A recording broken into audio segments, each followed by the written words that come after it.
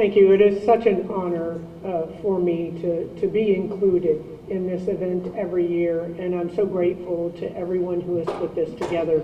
As I talked to a few individuals, we thought that there was going to be inclement weather, and as we were talking about that earlier and having to move from the beautiful park up here, I said, well, God has spoken when we heard the thunderclap, and then spoke again when it was announced. But I know everyone in this room that I have had the pleasure and the honor of meeting and working with understands the significance and the hard work that went into the Memorial Park right outside of this hotel. It is a beautiful, beautiful tribute to those individuals that raised their hand when the call came to serve their country and then paid the ultimate sacrifice in doing so. And so we honor all of our Gold Shield families. It is a wish that that table would be empty, but it is a reality when we look to ensure worldwide peace that individuals have to stand up and defend not only our country, but defend the entire world. Today, as I was driving over here, I thought about my sons who are grown now, 23 years old. They're adopted from the Ukraine, and that they would be in service right now had we not had the privilege of being able to adopt them. And so while I cannot in any way, shape, or form understand the tragedy that each of you have experienced, I just want you to know that we are here for you and how much we appreciate what your loved ones did so that we can live in a country that enjoys the freedoms and the rights that each and every one of us enjoy. And to everyone in uniform and those who have worn a uniform in the past, I thank you for stepping forward when that call came. Today is a day that our entire country stops, takes that moment to reflect and to thank each and every man and woman that has served our country and ensured that not only do we remain free, but that the entire world is peaceful. So thank you all. May God bless each and every one of the Gold Star families, and know that we are always here for you. Thank you.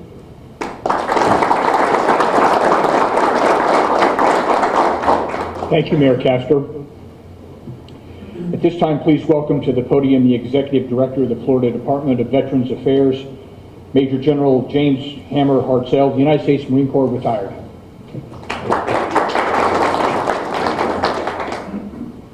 First, I want to say there's a lot of places that they wanted me to be today, but this is where I told them I'm going to be today. Right? I understand what we have dealt with.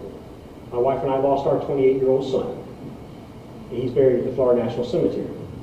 He wasn't a veteran, but he had muscular dystrophy from birth, and because of our great laws and rules that we have at the VA, he's able to be buried there, and my son's side is right beside him. And I know many of your loved ones are there. So my heart's with you. I understand. Being a Marine General, I do have some prepared remarks. Okay, so and I want to talk about veterans, Veterans Day. In our America, we're blessed to enjoy a very special right, a globally envied right. For those of us who deployed overseas, we know how envied this right is. It's the right of free speech, a right that veterans whom we honor here today were willing to defend with their very lives, if needed. And the fact that our citizens still have this right today is a blessing that none of us should ever take for granted in America.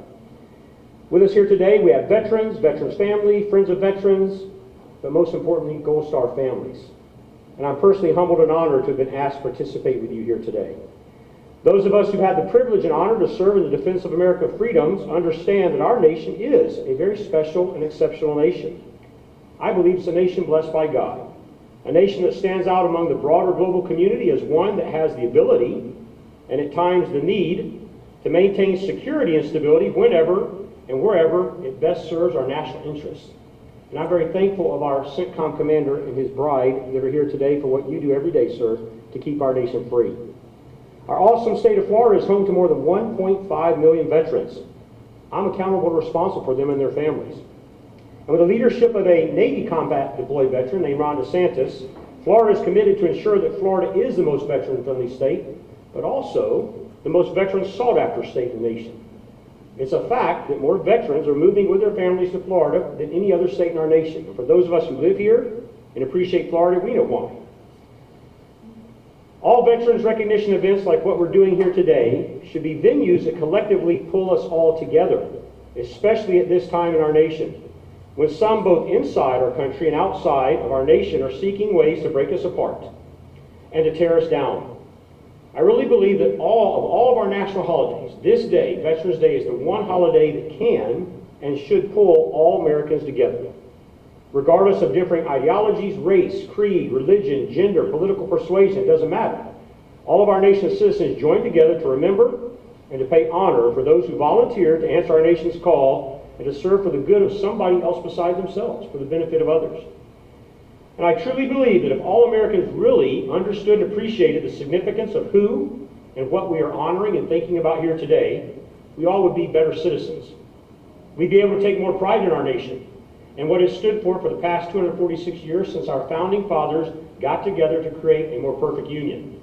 Events like today should be a time that calls us all to seriously consider the present, to reflect on our past, but to commit ourselves and renew ourselves for our future of our America and our continued hopes of freedoms and liberties and our blessings we enjoy.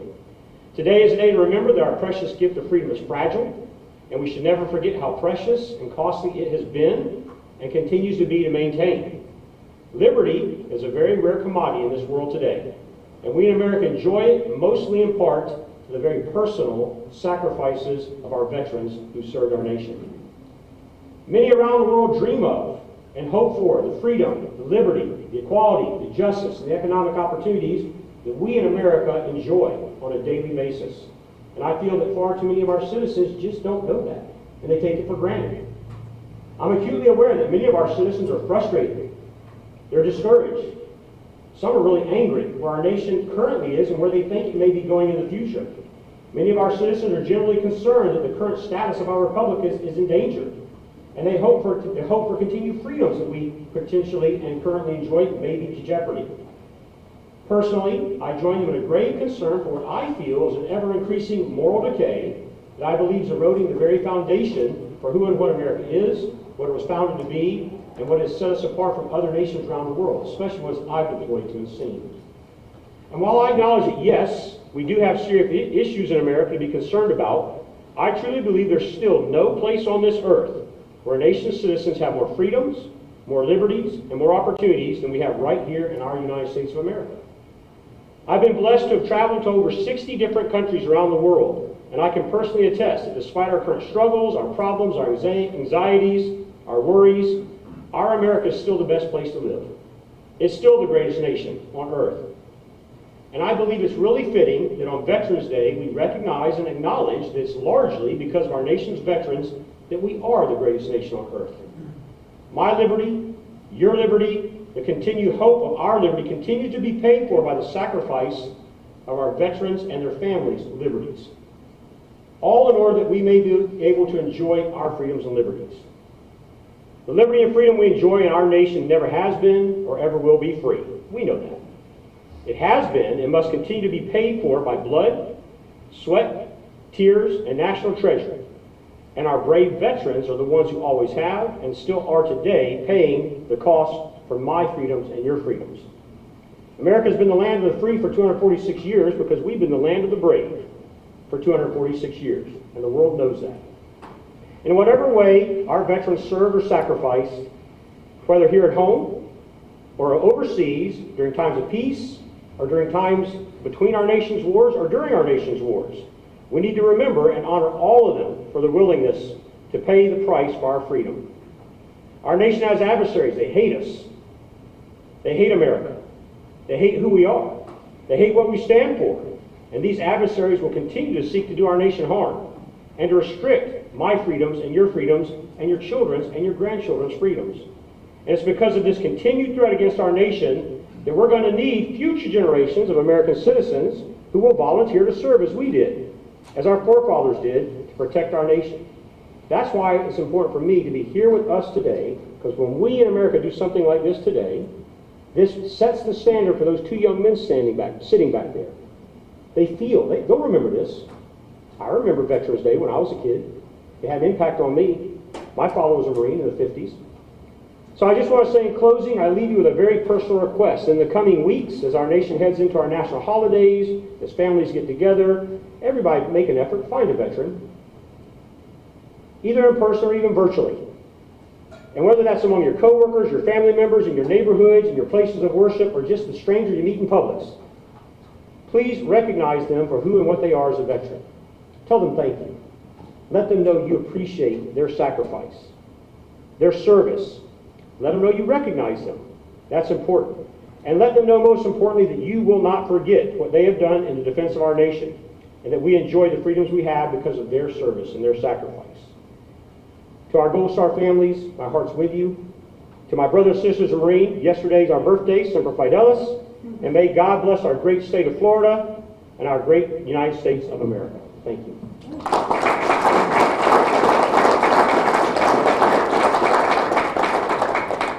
Thanks, General Hartzell. Tampa is honored to be the host city for MacDill Air Force Base, where two of the Department of Defense's most significant and substantial military commands reside. Please welcome General Michael E. Kurilla, the commander of the most important one of the two, United States Central Command.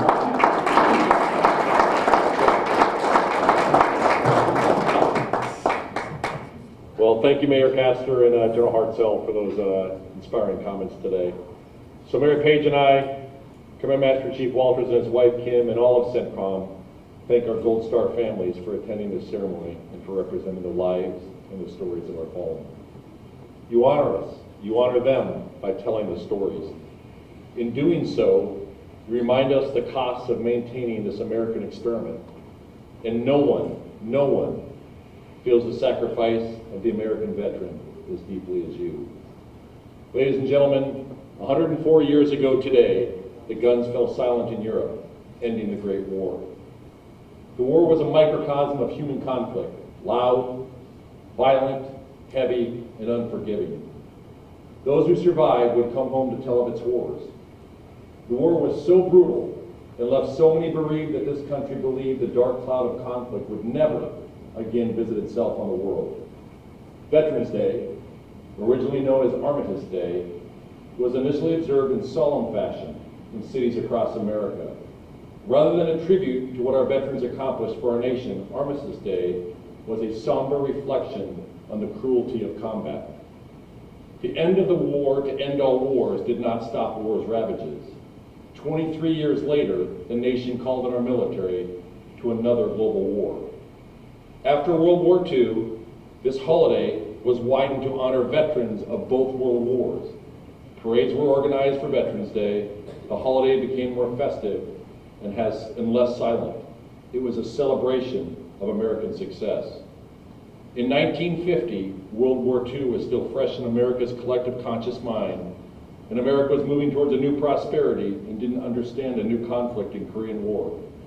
Korean War vets were in a large part ignored. The conflict itself became the forgotten war. Americans did not want to see or hear from grievously wounded men from a war we did not win, waged for reasons never fully explained. We know that's wrong. They served valiantly when called. That war was fought as bitterly as any other in our history. Vietnam veterans served in combat during troubled times for our nation. They returned to a country divided. Veterans Day during the Vietnam War often featured argument and protest. In some parts of the country, the service of our Vietnam veteran was confused and conflated with the American political decisions surrounding the war. These men and women were, in some cases, made social outcasts, cut off from the support and resources they needed. The treatment of our American Vietnam veterans throughout the 1970s is a great shame on our nation. That began to change in the 1980s. On Veterans Day 1982, this nation dedicated the Vietnam War Memorial Wall in Washington, D.C., an act that ushered in a new era of compassion and understanding for the Vietnam veteran experience. Today, we uplift the 6.1 million Vietnam veterans across the country. To service members from Desert Storm, Iraq, Afghanistan, return to receive the care that all of our veterans throughout American history deserved. Today, as we see here in this uplifting ceremony, Veterans Day is a celebration of the pact between warrior and society that all of us hold so dear. War is a somber endeavor, and our troops are worthy of quiet contemplation. This nation must think about what we ask our service members to do. However, celebration on this day is appropriate. In fact, it's important. You see, our veterans provide so much for so many, and that must be acclaimed. That's what this day is about. Veterans Day is a celebration of all who have served in our wars. There is another day, Memorial Day, observed in May in honor of our fallen. That is a somber day. Because of the American veteran, the things we live for, individual freedom, art, beauty, peace, are available in wondrous abundance throughout this land. Our opportunities, our ability to learn from our own free will, these things are provided by the American veteran. The protection of the innocent, the ability to worship as we find appropriate, the freedom to learn. None of these would be available without men and women of extraordinary character and intellect ready to respond to violence when called to do so. It was Abraham Lincoln that said, "A nation that does not honor its heroes will not long endure." I'm reminded that our society places the wrong people on a pedestal. You see, too often, society's heroes are someone who can catch a football for $20 million, someone who can sing a song better than the next, or someone who pretends to be someone else in a fictional television script. Every November 11th, for a single day, we pay homage to those who truly deserve it. But those of us who wear the uniform and those families that support them need a reminder of what is truly important. Our Gold Star families certainly do. It is not only important for the veteran, but for the country itself, that we value the freedoms we have and the people who provide them. And I can tell you this, I personally feel the freedoms we have here when I go someplace that does not have them. I spend a lot of time in the Middle East, in fact, most of my time. A lot of time in the places where the military and government cannot be questioned, where a free and aggressive press is not tolerated. It is not until you spend time in a country that does not have our freedoms that you really experience the meaning. Let's remember these freedoms we have here and now, the right to self-expression, the right to publicly disagree with elected officials, and the right to protect your family and property. Let's reflect on all these things today. In doing so, let's celebrate the people who defend our rights. In the United States today, we have almost 18 million veterans, about 5% of the American population. Their combat service spans World War II to the recent conflicts in the Middle East. They've served in combat, they've served in peacetime, they've offered humanitarian assistance to people in need. In a world populated by humans, they are certain to be called to war again. That's why they must be trained and ready, and we know they are. We now have the largest population of young veterans under the age of 50 since the Vietnam War. Each has a story, each has a beating heart, each contributes to the understanding of Americans' role in the world. Truly honoring our veterans means understanding all that we've asked them to do. Honoring them involves seeking the meaning behind our freedoms. Honoring them involves understanding and embracing our history. For society, for our nation, for them, there is so much value in that endeavor. Thank you, and for all our veterans, thank you for your service.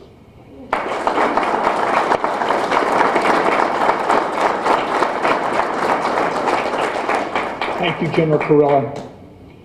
At this time, I want to say a few words about MacDill Park, the Gold Star Family Memorial Monument, which we dedicated 2 years ago. None of this would be possible without the leadership and support of the City of Tampa, led by Mayor Jane Castor, the Tampa City Council, and the City Parks Department. When the park was dedicated, we said the intent for this beautiful place on Tampa's Riverwalk was to be a place where the Tampa community and the MacDill military community could come together as a community. Madam Mayor, I said publicly last year that we wish to reinforce it again, and I wish to reinforce it again. We are proud that we continue to successfully meet our intent and will continue to do so at every possible opportunity, weather permitting. It's a place for us to celebrate the strong and vibrant relationship between the City of Tampa, MacDill Air Force Base, our military community, and those of us that live here in Tampa. Finally, I'd like to recognize Ms. Naroshi Thibault, the avid coordinator from Rampello K through 8. She and her students were gracious enough to provide coin boxes as a gift for our Gold Star veterans and families, and you can see them out there. As you know, Woody Williams and his foundation were instrumental in helping us get the monument here, and there's some great artistic renditions of Woody Wilson, who regrettably passed this year, the last World War II Medal of Honor recipient, Iwo Jima Marine flamethrower operator. And if those of you that met Woody's about that high, I can't imagine him carrying a flamethrower. Ladies and gentlemen, we're going to call an audible here. We like lightning, the Tampa Bay lightning, but we don't like the lightning that's out there. And I've been continuing to look out the window, and we got pretty steady rain going right now. So my recommendation is that we'll move the wreath over next to the flag and encourage everyone to come and take pictures. Eventually, when the rain lifts, we'll reposition it at the monument, but in an abundance of caution, again, we're not going to put you out in the rain, in the lightning today, and we can enjoy the wreath here. So with that, this concludes our ceremony. What I'd like to do is ask each of you to bow your heads for a moment of silence as we remember our veterans, and in particular as we remember our Gold Star families and our Gold Star veterans.